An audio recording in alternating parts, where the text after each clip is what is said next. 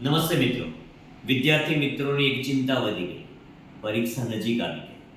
વિદ્યાર્થીને થાય મેં તો વાંચ્યું નથી, તૈયારી કરી નથી, ઓછા દિવસો છે, આ ઓછા દિવસોમાં મારે તૈયારી કેમ કરવી, સવારે વહેલા ઉઠાતું નથી.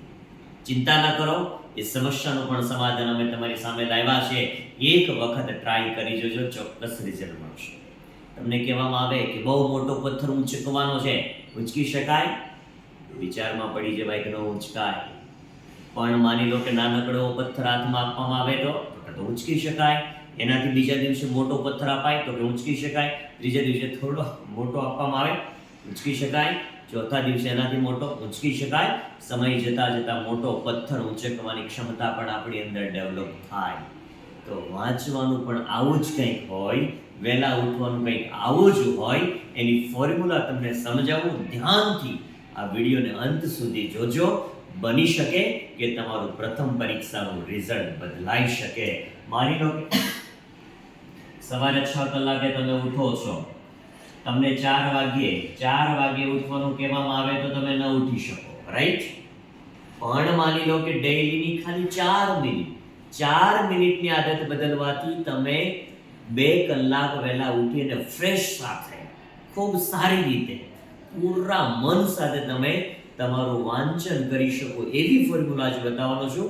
માટે વિડીયો અંત સુધી જોજો અને વિડીયો સારો લાગે તો તમારા મિત્રો સુધી પણ શેર કરી દેજો.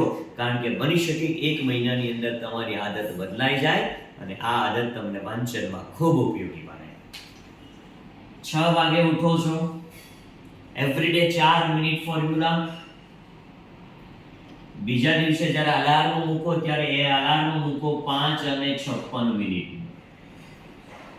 પછીના દિવસે અલાર્મ મૂકો 5:52. પછીનું અલાર્મ મૂકો 5:48. પછીનું અલાર્મ મૂકો 5:44. પછીનું અલાર્મ મૂકો 5:40. 5:36. 5:32. 5:28. આમ કરતા કરતા તમારી પ્રથમ પરીક્ષા આવે. પ્રથમ પરીક્ષાને 30 દિવસની વાર મિત્રો. 30 દિવસ ગુણ્યા એવરીડે 4 મિનિટ વહેલા ઉઠવાનું, ખાલી 4 મિનિટ. દરરોજ 4 મિનિટ વહેલા ઉઠવાથી 1 મહિના પછી તમે 120 મિનિટ વહેલા ઉઠતા થઈ ગયા હશો.